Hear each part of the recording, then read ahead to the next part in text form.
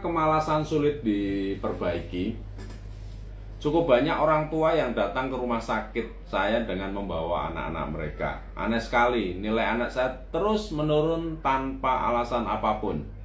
Anak ini rajin belajar, tapi mengapa nilainya tidak naik-naik? Saya tidak tahan melihat betapa malasnya anak ini. Nilainya tentu saja jeblok.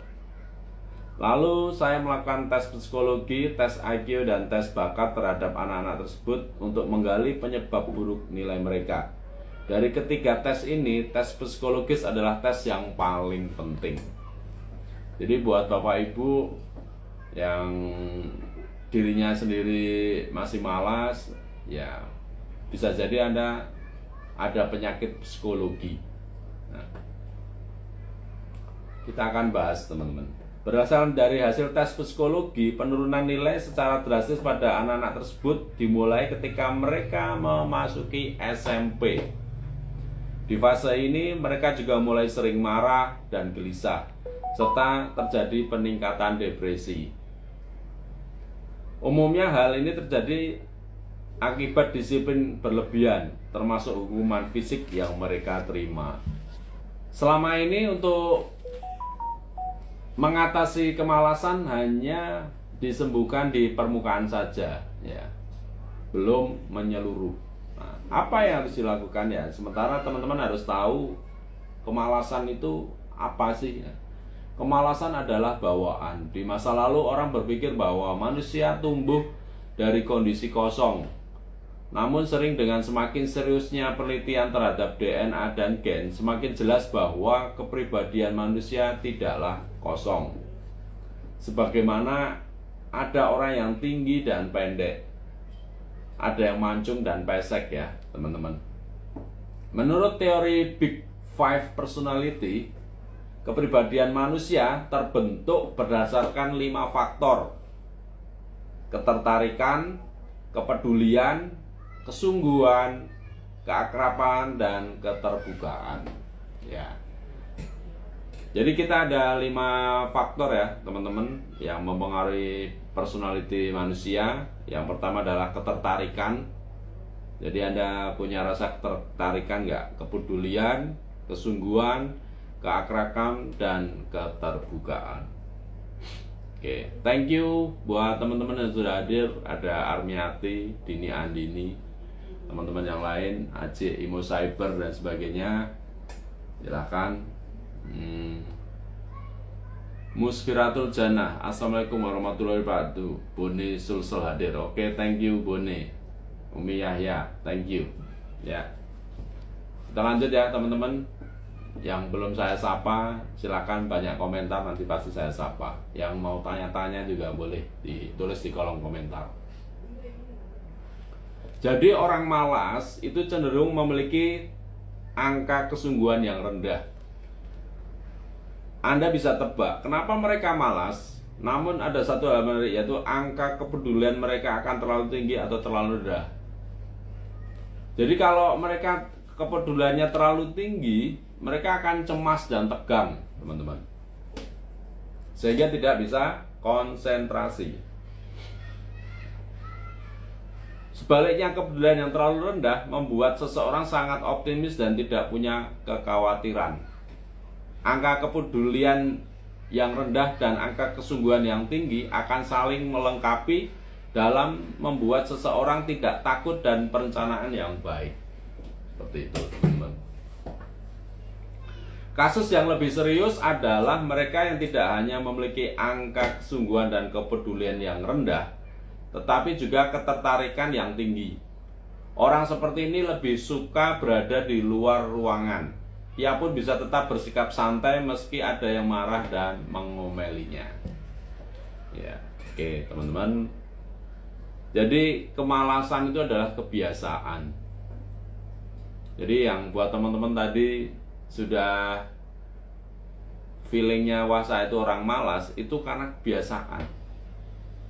Teman-teman bisa lihat saya mulai buat acara bedah buku. Kenapa? Karena saya banyak buku, teman-teman. Di rak-rak saya sebelah sini nih buku saya lumayan banyak. Belum ribuan lah, masih ratusan. Tapi faktanya bukunya jarang saya baca. Nah, oleh karena itu, karena saya tahu bahwa kemalasan itu adalah kebiasaan, akhirnya saya buat acara yang namanya bedah buku. Jadi buku-buku orang yang sudah saya baca, saya review. Nah, tujuannya apa? Tujuannya ya saya untuk membaca buku. Daripada saya baca buku sendirian, ya saya buat live saja. Sekalian kita ngobrol kan teman-teman. Seperti itu. Oke, thank you buat teman-teman udah baru hadir. Ada Hayati, Mam Alsafa Naela, Andinar Eka, thank you. Fajar Safja Syah, thank you. Usutiani, thank you. Golan Rem Reza, ya, thank you. Buat teman-teman yang mau buku saya gratis, nanti silakan aktif ya. Caranya cukup bantu tap-tap layarnya, terus komentar, terus bagikan linknya minimal ke 10 teman Anda dan 10 grup Anda. Nah, teman-teman bisa, kita nanti ada ini bagi-bagi hadiah di akhir bulan ya, sesi. Jadi nanti silakan selalu hadir di acara bedah buku saya. Nanti saya akan bagi-bagi buku ya, nggak bagi-bagi uang, saya akan bagi-bagi buku. Karena saya ada 4 buku dan mungkin ada buku-buku lain karya beberapa teman atau relasi saya yang itu. Kira-kira teman-teman mau nggak nih saya bagi-bagi buku nih? Syaratnya gampang kan? Cuma tap-tap layarnya, terus bagikan linknya minimal ke 10 grup Anda atau 10 tim Anda ya, dan 10 grup dagang Anda. Oke, kita lanjut ya teman-teman.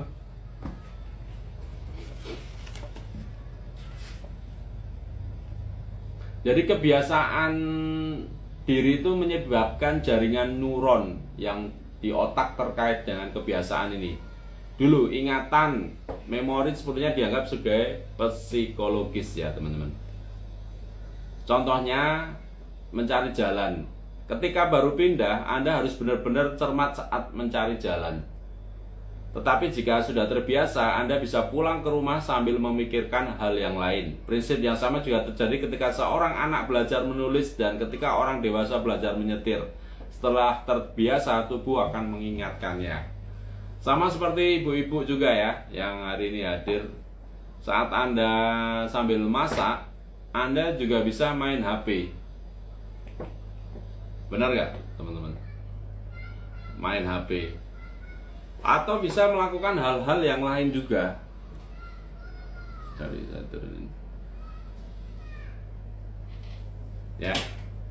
Jadi saya sangat senang sekali lihat ibu-ibu itu, mereka multitasking ya. Bisa masak, bisa telepon, bisa sambil nyuci, bisa sambil nyuapin anak juga. Bahkan kalau punya bayi bisa sambil neneni. Bahkan bisa sambil ngurusi orderan. Luar biasa. Itu bisa terjadi kenapa ya? Karena itu kebiasaan. Kalau Anda biasa bekerja, Anda biasa belajar, maka Anda ibaratnya akan menjadi rutinitas. Seperti itu ya. Dan apakah kemalasan itu bisa diperbaiki? Oke, saya baca di halaman pembuka, masih di halaman pembuka.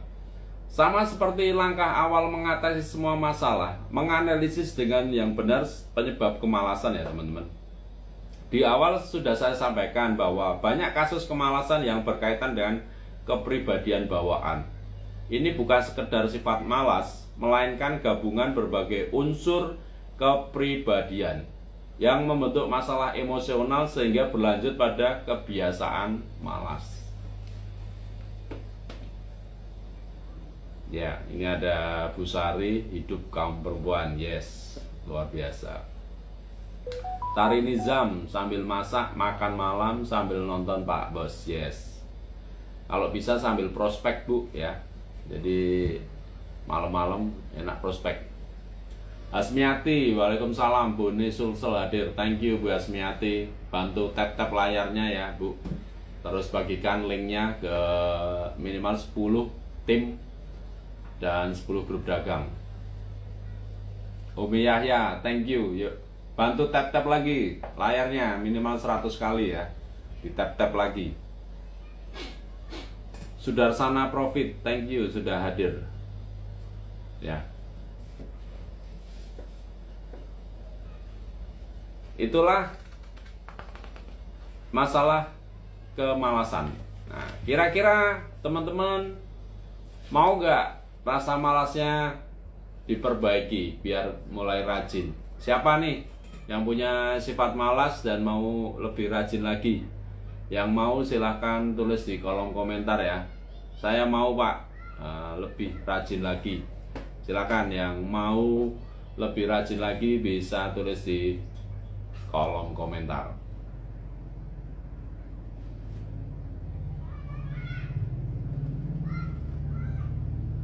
Jadi penyebab kemalasan itu sebenarnya banyak banget ya teman-teman. Salah satunya tidak sabaran. Jadi teman-teman tuh kalau menginginkan sesuatu hal itu nggak sabar. Akhirnya lama-lama karena nggak selesai jadi malas, bener nggak? Contohnya nunggu ada orang mandi, Anda suruh antri, tiba-tiba karena seringnya Anda nunggu orang nggak sabaran, akhirnya jadi malas mandi. Seperti itu. Kayak saya dulu masih kecil sangat malas mandi. Kenapa? Karena orang tua saya ngajarin kalau mandi harus ganti baju, dan waktu itu saya malas sekali nyuci baju ya, karena memang jauh tempatnya di kampung. Akhirnya karena malas cuci baju, akhirnya juga malas mandi. Karena kalau mandi ya kalau bisa sekalian cuci baju, karena di kampung ya Bapak Ibu. Itulah yang menyebabkan saya dulu malas mandi, karena malas cuci baju itu. Karena kalau cucian bajunya banyak, numpuk, kadang orang tua saya sedikit rewel. Tapi itulah sebenarnya rewelnya orang tua itu agar kita itu bisa lebih disiplin.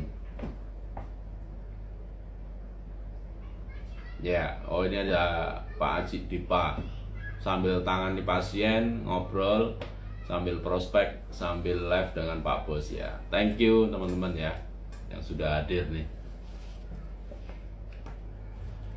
Oke. Selain tidak sabaran, penyebab kemalasan itu adalah kesal yang tak tertahankan. Jadi teman-teman tuh kesel, mungkin barangkali ibu-ibu ya yang sering kesel kan sama suami. Nggak tahu keselnya apa penyebabnya. Akhirnya males melayani. Bener nggak? Ada yang mengalami hal itu? Gara-gara kesel sama suaminya, akhirnya malas melayani suami. Kalau saya usahakan ya ibu-ibu, teman-teman, suami itu kan partner Anda. Apapun yang terjadi ya ibu-ibu harus ngobrol sama pasangannya. Karena laki-laki itu ibaratnya dia itu dikasih sesuatu hal itu yang besar, itu mikirnya besar. Beda dengan ibu-ibu. Ibu-ibu tuh maunya disapa tiap hari, ditanyain tiap hari, apa istilahnya, dipuji tiap hari. Tapi beda dengan laki-laki. Laki-laki itu kadang kalau tiap hari ditanyain jengkel gitu loh. Saya pun kadang kalau keluar kota, saya selalu ngomong istri saya keluar kota 3 hari ya. Nanti saya telepon malam kalau mau tidur. Ya sudah, karena sudah tahu, kita sudah buat kesepakatan seperti itu. Tiap pagi atau siang atau sore istri saya nggak nelpon saya gitu loh. Kenapa? Karena saya sudah janji saya akan nelpon malam jam 8-9 sebelum tidur ibaratnya. Seperti itu. Nah, ibu-ibu, teman-teman semua yang hari ini hadir juga harus mulai berbicara sama pasangannya. apa kendalanya, kan gitu. Biar ada terjadi interaksi. Dari situ akhirnya ibu-ibu juga akhirnya tahu, oh karena kesal ya, kesalnya itu harus diselesaikan gitu. Makanya kalau kemarin saya training motivasi ya sama tim saya, live juga ya, itu kita kesal tuh kita tumpahkan dengan cara apa? Mukul-mukul bantal gitu loh. Jadi kita bayangkan kesalahan kita kesel sama siapa, ya kita pukul-pukul aja teman-teman. Seperti itu. Tujuannya apa? Ya kita bisa menghilangkan rasa kesal kita. Kemalasan juga terjadi karena kita merasa terasing sendirian. Terasing. Teman-teman ada nggak yang merasa terasing sekarang saat ini? Kayaknya cuma hidupnya gitu-gitu aja, temennya hanya suami aja, nggak punya temen. Ada yang merasa kesepian? Jadi kalau merasa kesepian, ada cara gampangnya, cara gampang mengatasinya ya. Cara gampang mengatasinya gimana ya? Bapak Ibu bisa pakai terapi kaca. Jadi dengan terapi pakai kaca itu, Bapak Ibu ngobrol sama wajah Bapak Ibu. Contohnya saya pakai kaca nih. Nah, saya ngobrol, saya sapa nih wajah yang ada di kaca itu. Saya sapa, "Hei, Rudy, terima kasih sudah menemaniku dalam hari-hariku. Matamu yang bisa melihat ke sana kemari contohnya. Terus hidungmu yang aku pergunakan untuk menghirup oksigen ini." Ya, kita ngomong dengan diri kita. Nah, itulah yang nanti akan membuat kita itu bahwa kita itu tidak sendirian gitu loh. Itu tekniknya Bapak Ibu. Sangat mudah. Buat teman-teman yang nanti mau belajar secara private coaching sama saya, nanti saya ajari. Ya. Kita terusin ya, karena kita lagi bedah buku. Tapi saya selip-selipin.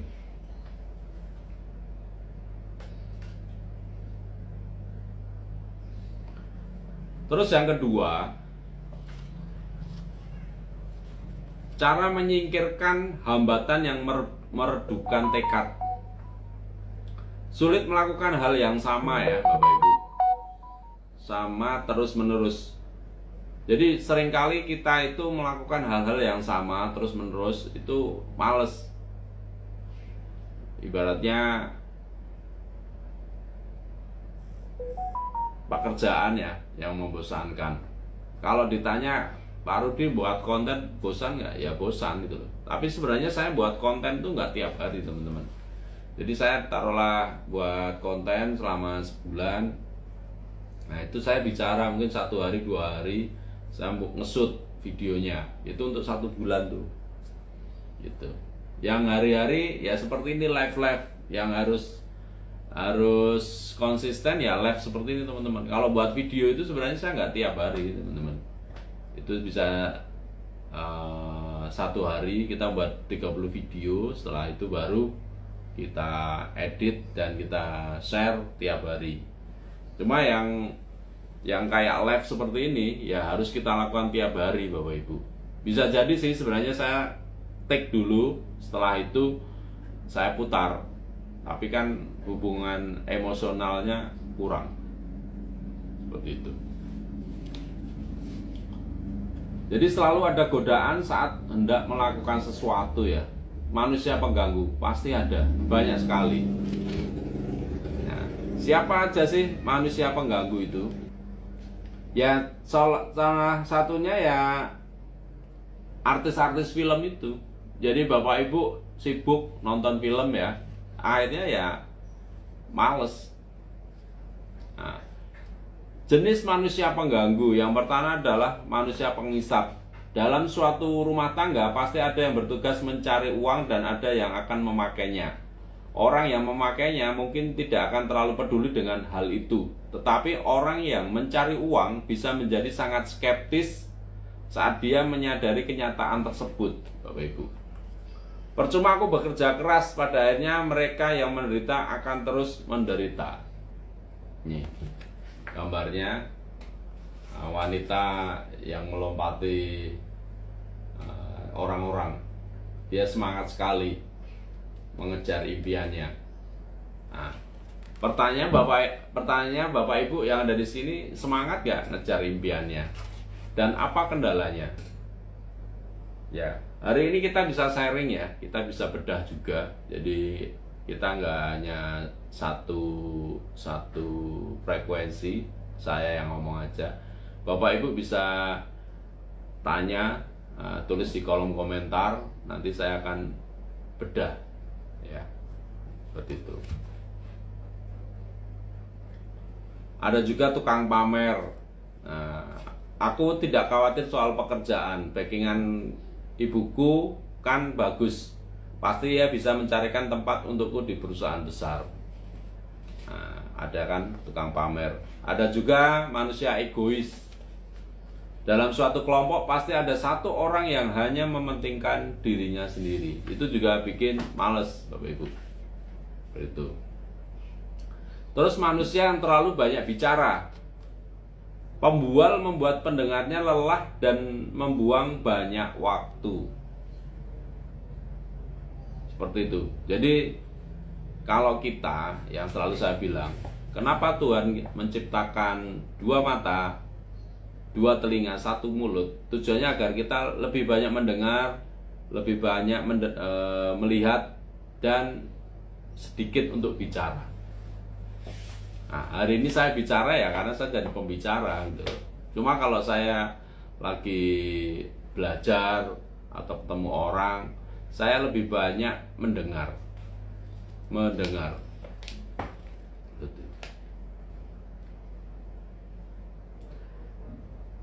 Jadi orang-orang yang membaca buku ini itu ada dua kemungkinan ya teman-teman. Yaitu yang pertama, mereka yang merasa dirinya malas, atau mereka yang tidak tahan melihat orang terdekatnya sangat malas ya. Hari ini saya bertanya pada teman-teman semua yang ikut live ini. Teman-teman ikut live saya hari ini, bedah buku anti malas dan suka menunda ini, karena Anda malas atau Anda tidak tahan melihat orang sekitar Anda malas? Nah, yuk bantu tulis di kolom komentar. Nia, assalamualaikum Pak Bos ya, waalaikumsalam. Aisyah, thank you udah gabung. Ya, saya tadi ada pertanyaan ya.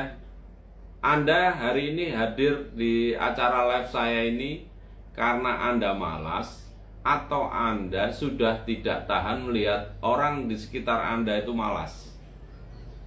Yuk, bantu jawab ya. Atau Anda sendirinya yang malas, atau Anda sudah tidak tahan melihat orang sekitar Anda malas? Terus cara berpisah dengan kemalasan apa? Di halaman 101 ini ditulis, berikan peringatan kepada orang yang memeras Anda.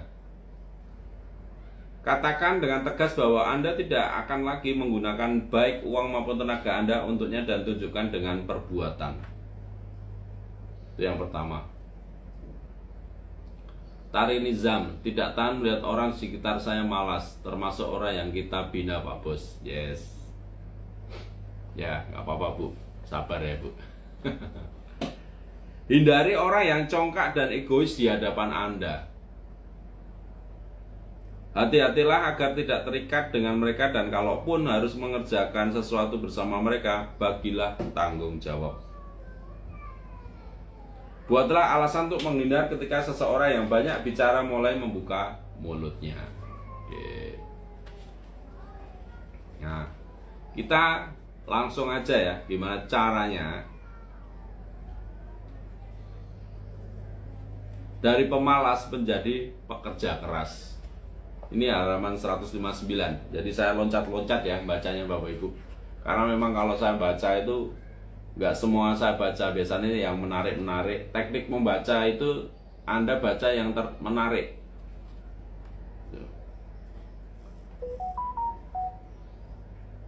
Nelly, karena orang di sekitar kita dan di project juga malas. Yes. Suryanti Anti, tidak tahan melihat orang sekitar saya malas Pak Bos ya. Oke, nggak apa-apa. Memang kadang kalau kita udah malas tuh, alam raya itu pasti akan menghadirkan orang-orang yang santai, yang kayaknya tanpa beban ya. Dan itu terjadi Bapak Ibu. Makanya saya walaupun bekerja keras, saya sifatnya santai gitu loh. Tapi tetap bicara. Karena memang saya berpikir saya harus menemukan orang-orang yang pekerja keras. Makanya saya harus santai. Beda dengan malas. Saya malas tuh memang santai banget, tapi nggak ngapa-ngapain, akhirnya malas. Nah kalau saya nyari solusi biar saya nggak malas apa ya. Salah satunya saya buat konten nih, rajin.